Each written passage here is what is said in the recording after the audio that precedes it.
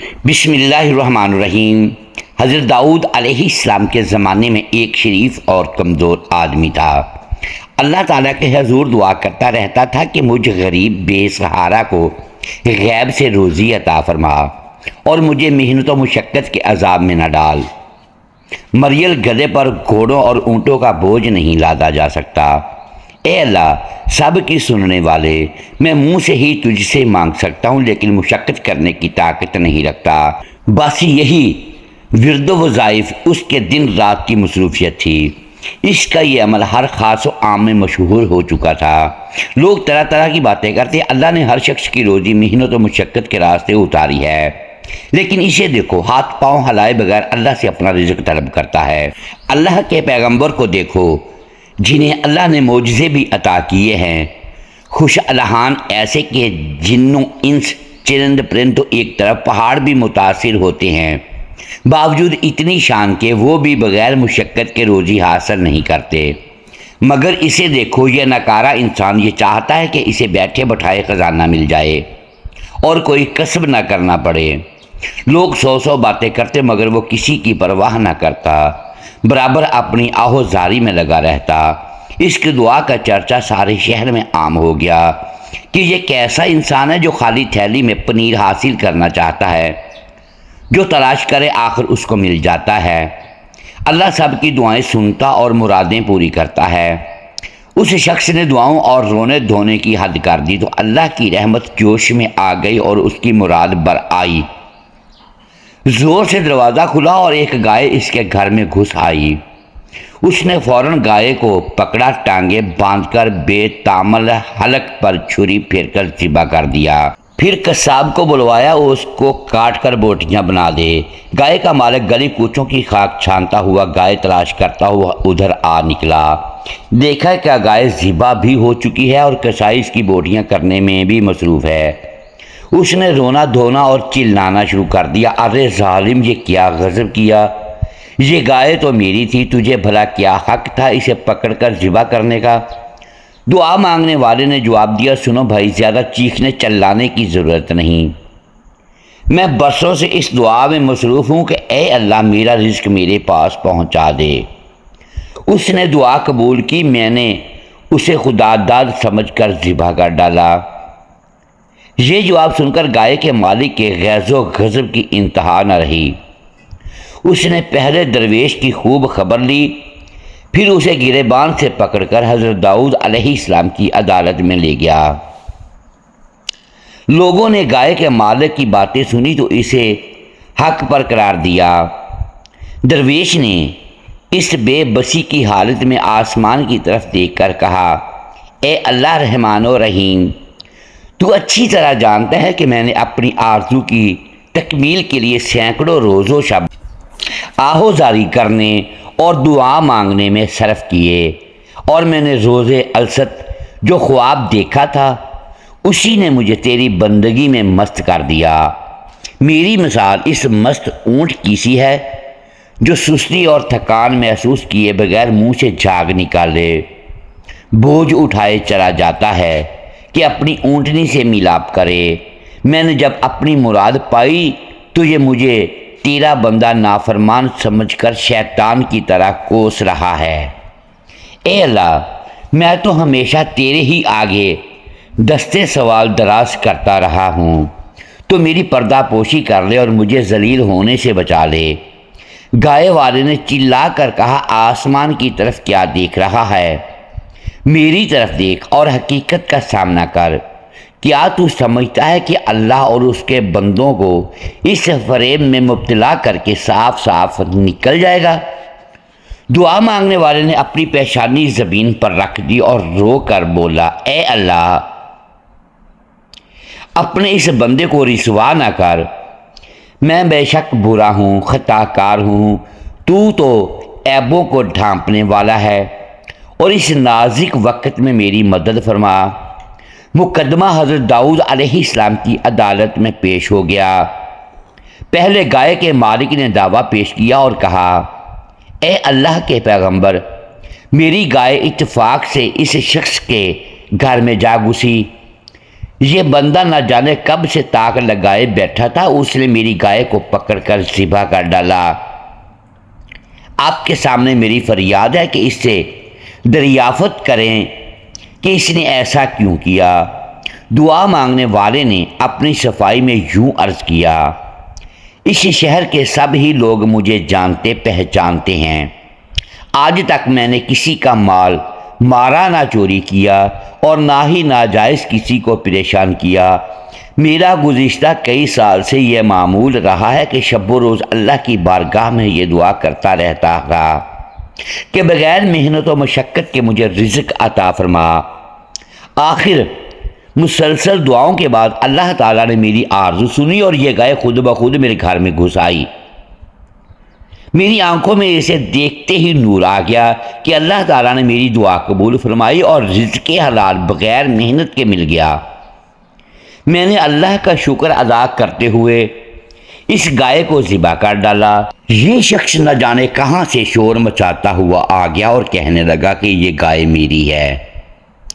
حضرت داؤد علیہ السلام نے یہ سن کر فرمایا کہ ایسی معقول دلیل دے جس کی بنا پر تو نے گائے ذبح کی۔ تیرے بیان سے یہ ثابت ہوتا ہے کہ وہ گائے تجھے مالک نے دی نہ تو نے خریدی۔ دعا مانگنے والے کی آنکھوں میں آنسو آ گئے۔ اے اللہ کے پیغمبر، آپ بھی وہی کہنے لگے جو دوسرے کہہ رہے ہیں۔ ایک آہ دردناک اس کے دل سے نکلی اور اس نے آسمان کی طرف نگاہ اٹھا کر کہا، اے میرے دل کا درد جاننے والے، تو داؤد علیہ السلام کو روشنی عطا فرما اور انہیں حقیقت حال سے آگاہ فرما۔ یہ کہہ کر وہ دھاڑے مار مار کر رونے لگا۔ اس کی آواز میں ایسا درد تھا کہ نہ صرف سنگ موم ہو گیا بلکہ حضرت داؤد علیہ السلام کا دل بھی دہل گیا۔ انہوں نے گائے کے مالک سے کہا کہ اس کا فیصلہ ایک دن کے بعد کیا جائے گا۔ اللہ کے پیغمبر اپنے حجرے میں داخل ہوئے اور اپنی عبادت گاہ کا دروازہ بند کر دیا۔ ذکر و اذکار کے بعد اللہ تعالیٰ کی بارگاہ میں دعا کی کہ اے پروردگار، مجھے حقیقت حال سے آگاہ فرما۔ اللہ تعالیٰ نے اپنے نبی پر اسرار و رموز کھول دیے۔ دوسرے دن دونوں کو طلب کیا گیا۔ حضرت داؤد علیہ السلام نے یہ فیصلہ دیا۔ گائے کے مالک کو کہا کہ اس شخص کا پیچھا چھوڑ دے اور اسے معاف کر دے۔ اللہ تعالیٰ نے تیرے گناہوں کی پردہ پوشی فرمائی ہے، تو بھی اسی کی ستاری کا حق ادا کر اور اپنی گائے کی طرف سے صبر کر۔ حضرت داؤد علیہ السلام کا ارشاد سنتے ہی اس بدبخت نے کہا، کیا اب کوئی نئی شریعت نافذ ہو گئی ہے؟ آپ کے انصاف کی شہرت تو زمین و آسمان تک پہنچ چکی ہے، مگر میرے ساتھ ظلم کیوں؟ یہ انصاف نہیں، ظلم ہے۔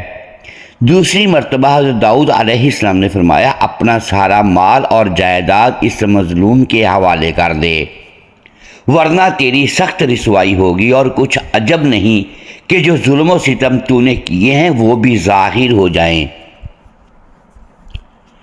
گائے والے نے یہ کلمات سنتے ہی سر پر خاک ڈالنا شروع کر دی، گریبان پھاڑ ڈالا، بدحواس ہو کر اور منہ میں کف بھر کر بولا، اے داؤد، اچھا فیصلہ سنایا، مجھ پر ظلم و زیادتی کی حد کر دی۔ نعوذ باللہ، مجھے تو معلوم ہوتا ہے کہ تو اپنے حواس میں نہیں رہا۔ حضرت داؤد علیہ السلام نے اسے قریب بلایا اور کہا، اے بدبخت، اس ہنگامے سے باز آ، کہیں یہ تیری ہلاکت کا باعث نہ بن جائے۔ جو تو نے بویا ہے وہ اب کاٹ۔ اب تیسری مرتبہ حضرت داؤد علیہ السلام نے ارشاد فرمایا، تو اپنے اہل و عیال بھی اس کے حوالے کر دے۔ اس حکم پر تو وہ پتھر سے اپنا سر پھوڑنے لگا۔ لوگ بھی حیران تھے کہ حضرت یہ کیسا حکم دے رہے ہیں۔ تماشائی اللہ کے پیغمبر کے احکام کی اصل وجہ سے ناواقف تھے۔ ناظرین کرام، ان میں سے دو آدمی کہنے لگے، اے اللہ کے نبی، آپ کی ذات بابرکات سے ایسا صریح ظلم ہم سب حیرت ہی میں ہیں، بے قصور گائے والے پر اتنا عتاب آخر کیوں؟ اور جس نے ناحق گائے پکڑ کر ذبح کر ڈالی اسے آپ نے بری کر دیا۔